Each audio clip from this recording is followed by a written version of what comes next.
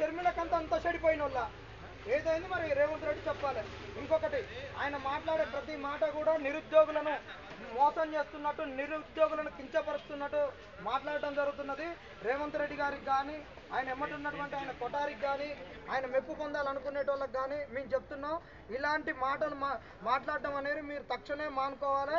ఇక నుంచి ఇలాంటి మాటలు ఎవరి మెప్పు కొరకు అని మాట్లాడితే మాత్రం మీ అందరికీ కూడా తెలంగాణ ఉద్యమంలో ఆంధ్రోళ్లకు ఎట్టనైతే తెలంగాణను అడ్డుకుంటుంటే వాళ్ళకు దేశశుద్ధి చేయడం జరిగిందో, వాళ్ళని అందరినీ నిర్బంధించడం జరిగిందో, అదేవిధంగా మీకు అందరికీ దేశశుద్ధి అన్నీ జరుగుతాయి. దయచేసి అలాంటివి చేసుకోవద్దని కూడా హెచ్చరిక జారీ చేస్తున్నాం. ఇంకా నిన్న మీడియా మీద జరిగినటువంటి దాడిని మేము మీడియా ముఖంగానే ఖండిస్తున్నాం. ఎందుకంటే మెయిన్ స్ట్రీమ్ మీడియా అనేటటువంటిది మా దగ్గరికి రాకుండా మమ్మల్ని పట్టించుకోకుండా ఉంటే ఈరోజు సోషల్ మీడియానే మాకు పెద్దన్న పాత్ర పోషించి కనీసం మేము తిరిగేటప్పుడు మా కాడ డబ్బులు లేకున్నా, ఛాయ్ లేకున్నా కానీ వాళ్లకు ఇచ్చేటటువంటి మంచినీళ్ళనే మాతోటి పంచుకున్నటువంటి వాళ్ళు, వాళ్ళతోటి 1/2 ఛాయలు మాకు పోపించి తాగినటువంటి వాళ్ళు, వాళ్ళు తీసుకున్న వాటర్ బాటిల్లో నలుగురికి నీళ్లు పోసినటువంటి వాళ్ళు ఇలా వాళ్ళ మీద దాడి చేయడం అనేటటువంటిది సమంజసం కాదు. నిరుద్యోగులం అందరం కూడా ముక్త కంఠంతో ఖండిస్తున్నాం.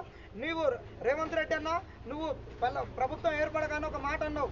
ఏమన్నావంటే ఈ యూట్యూబ్ ఛానళ్ళు కొన్ని ఉన్నాయి, బెడ్డ బేరాక్ ఛానళ్ళు, వాటి కింద పడేసి తొక్కి పేగులు తీసి మెడకేసుకుంటాం అని నువ్వు అన్నావు, పేగులు తీస్తున్నావు. అలాంటి నువ్వు ఆ రోజు అన్నమాట నువ్వు నిరూపించినావు.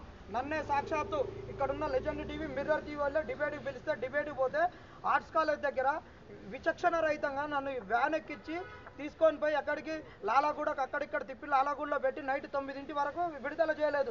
అసలు యాక్చువల్గా ఈ ప్రెస్ మీట్ నిన్న జరగాల్సింది, ఈ రోజుకు పోస్ట్ పోన్ అయింది. ఇట్లా జరుగుతున్నటువంటి యూట్యూబ్ ఛానళ్ళ మీద దమనకాండ చేయడం అనేటటువంటిది సరైనది కాదు. దీన్ని మానుకోవాలి. అన్న రేవంత్ అన్న, నీ భాషను కూడా మార్చుకోవాలి. నువ్వు పేగులు మెడకేసుకుంటా అంటే ఏమన్నా నువ్వు పెద్ద మొగ్గుడు అని అన్న, ఏమన్నా ఈ బోనాల పండుగకు నువ్వేమన్నా ఈ డ్రమ్ములు కొట్టేటోని అన్న, లేకుండా నీ బ్యాండ్ మేళం చెప్పండి, అట్లా కూడా పెడతాం. రేవంత్ అన్న బ్యాండ్ మేళం ఈ నెంబర్కు సంప్రదించండి అని చెప్తాం. నీ భాషను మార్చుకో. నువ్వు ఉత్తగున్నప్పుడు నీ భాష అనేటటువంటిది వేరు, ప్రతిపక్షంలో ఉన్నప్పుడు అందరిని మెప్పించడానికి చేసే భాష వేరు. ఈ రోజు నువ్వు ఇష్టం వచ్చినట్టు మాట్లాడితే నీ భాష సరిగ్గా లేకుంటే కంపెనీలు రావు, కంపెనీలు రాకుంటే మాకు ప్రభుత్వ ఉద్యోగం రాని వాళ్ళకు ప్రైవేట్ ఉద్యోగాలు రావు.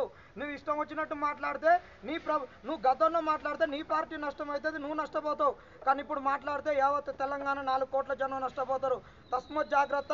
ఇవాళ నువ్వు ప్రతిపక్ష నాయకుని కాదు, నువ్వు కూర్చున్నటువంటి చైరు కాన్స్టిట్యూషనల్గా వచ్చినటువంటి చైరు.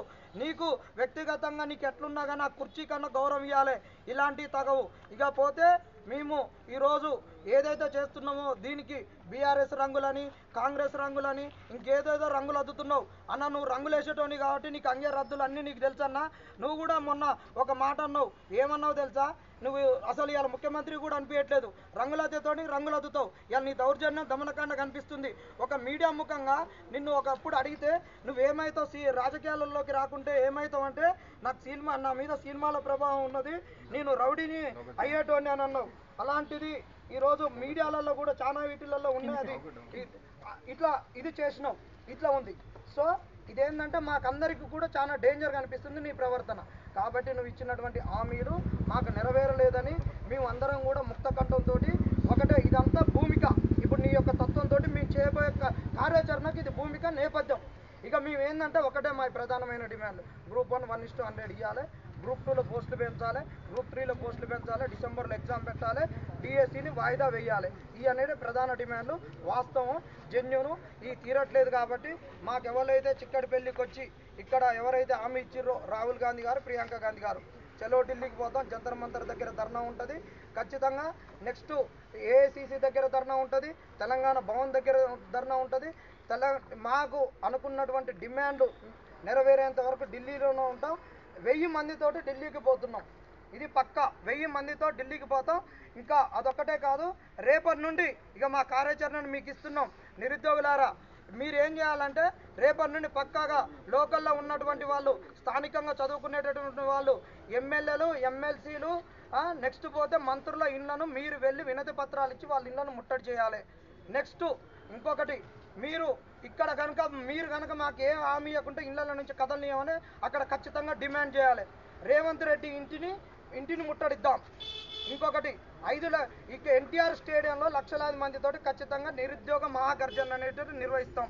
చలో ఢిల్లీని నిర్వహిస్తున్నాం. చలో ఢిల్లీ అనేటటువంటిది మేము నిర్వహిస్తున్నామని చెప్తున్నాం.